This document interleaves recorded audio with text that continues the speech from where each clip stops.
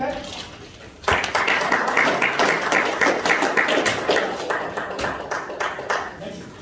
Good morning, Toastmasters. Good morning. Just want to start by saying it was a privilege to walk through the genesis of what appears to be a successful run in your speaking career here in our Toastmasters. You did an amazing job. I'm going to go over some of the things that I thought were really awesome, and then I'm going to go over a couple of things or areas of opportunity for you. So one of the first things that I enjoyed was when you came to the lecture, you paused and you took a moment to get your thoughts together, something I'm still working on. So you did awesome with that. And you took your time. You didn't just rush right in to make sure that you had our attention first. You had a very clear delivery. I didn't have any trouble following you and your story and what you were telling. As far as eye contact goes, you made sure to scan the room multiple times and watch that. And if you were uncomfortable, I couldn't notice. You had plenty of ease and you used your hands comfortably as someone who is used to being here. Overall, you were clear, calm, collected, and your eye contact was awesome. I also like the pause. I think in the beginning, at one part, you may have lost your place or something, but you paused, and then you hopped right in, and I was like, smooth. Great job there. Areas of opportunity. Because it is a research speech, it's naturally not going to be as fun as some of your other speeches and your future speeches will be. So just know that before I continue. I hated my research speech, just so you know. You were very clear in educating us, but what I would have enjoyed to see, or what y'all maybe would have enjoyed, was a little bit of a personal touch. Edutain us, you know? Tell us how you felt when you were learning certain things about what, I believe this is one of your hobbies. You love doing this, right? Tell us how you felt when you were discovering different facts about it. What was your feeling, what was your thought process? Also, in the beginning, you did have a pause that you caught real quick, and then I think there were notes up here. I couldn't really see how you have them arranged, which is great. And it's definitely something that will come with practice, but maybe have them arranged in such a way so that it doesn't throw you off, and then you won't have that issue. Vocal variety and volume. There were a couple of times where you would start a sentence or a thought, and then it would kind of stream off like this, and I had to listen extra hard to hear what you were saying. So if you would keep a strong tone throughout the duration of your speech and enthusiasm, I believe that you will continue to do great. Overall, you are a poised presenter. Thank you for your participation today.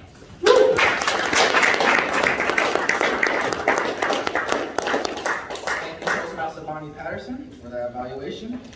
Now evaluating speaker number 2, Charles Huckabee, ATM, Charles Huckabee, will be evaluator number 2, Toastmaster. I know that.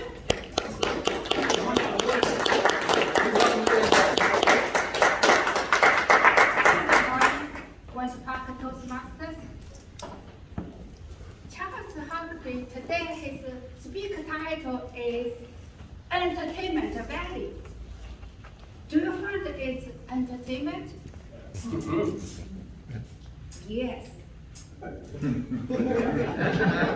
think it's pretty amused. He sits there all the time. The comfort level is high after 10 over 10. He's much comfortable about his speak. Probably he should stand up, move around a little bit, and improve more of his comfortable level. Another thing I noticed, he used his story, how he went to college, how he raised up his children. That he found his local business, some of its very value, such as laundry business, bill card business, and goat track business, maybe more valuable for our community and his life or his children. I think he gave a very good lesson about how do you want to improve our local business and serve to his family and everybody of our family. That's his content of speech. I think it's wonderful. He delivered.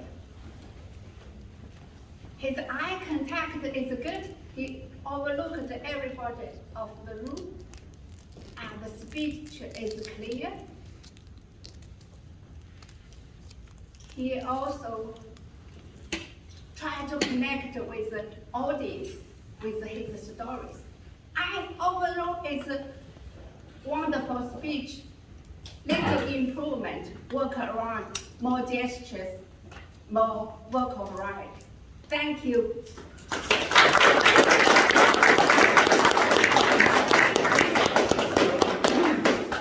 Thank you, Toastmaster Lillian Cattleman.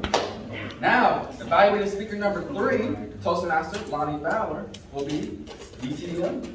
Toastmaster Carmelo Bowman III. Yes, sir.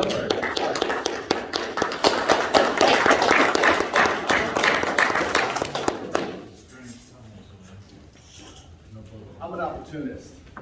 So earlier this week, I took an opportunity to speak with somebody who gave up their position. And I like to share that opportunity. So last night, Lonnie texted me that he was going to be at the meeting. See, Lonnie doesn't make a lot of meetings because his work sometimes conflicts. I told him, bring a speech. Like I always, don't I always tell you that, Lonnie? I tell that to everybody, always be ready to speak. It's my motto, always say yes. So Tom, next time I ask you at the beginning of the meeting, you'll be obligated to say yes. No pressure.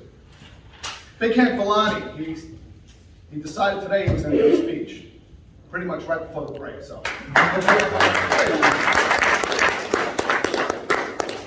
And I took the opportunity to evaluate. First thing, let's get it out of the way. Lonnie, use pathways. Present that project so it gives everybody an example of what else to do. Lonnie started a little nervous, a little apprehensive, but he was enthusiastic. Did I push him? Did I encourage him? Absolutely. Just like I do with everybody. I have a reputation. He was a little serious about a serious story, and then as soon as he started talking about high school, he lit up. Did you notice that? He smiled. And then he talked about his donor, and he smiled more. And he got a little emotional. He held it back. Get busy living or get busy dying. How many of us could take that to heart? Storytelling is a skill, and it develops over time. At first, Lonnie's speech seemed like bullet points, but then he began storytelling, and I thought it was really well done at the end. Pacing back and forth might have been a little bit distracting. I always suggest to stand firm and move with intention. Sometimes you realize what an impact someone has had on you that you didn't see before. And Lonnie is one of my closest friends, and I realized that about Lonnie today. His message, make damn good lemonade, no matter the lemons given. I don't know, I think everybody here was meant to hear that message today. So Lonnie,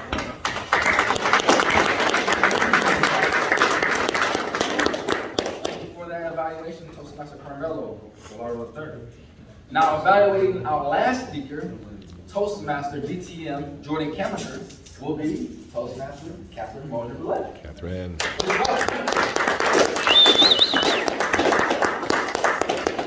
Thank you, Alex. Good morning, everyone. Good morning. And good morning, Ms. Jordan. Very funny, strong start. I love the bait and switch with the Carson Schaefer. That always gets the audience engaged with one of your goals. Your speech was Pericles Revisited. I don't know how many people in the room know who Pericles is, but that would be intriguing, right, if you didn't know. And it was a speech of perspective of ancient history and your New Year's resolutions and your inheritance, although I'm not sure how that all tied in with Pericles. It was kind of wandering. But your challenge to us was clear. You wanted us to consider the relevance of the ancients, and you wanted us to consider signing up for your book club. And I guess from what you told us, that you did receive a lot of emails, so your goal was achieved with that. Good job.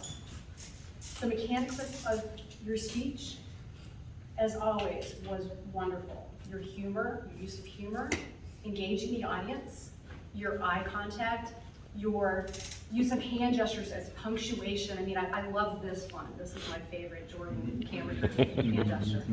Your professorial tone, was also very effective. I know it was a research-based speech, so that also works. Your suitcase of props with the books, all of what else was in there? I mean, just books. Some observations. Focus your speech a little bit more, the inheritance and how that would tie in. Although you could give your inheritance to Charles Huckabee, you guys could go in on the little 500 revisit, so that might be a good piece of Right on. I see a CEO here. But all in all, excellent speech, and I'm sure a lot of us, maybe the new guests, learned something about speech giving. So thank you very much.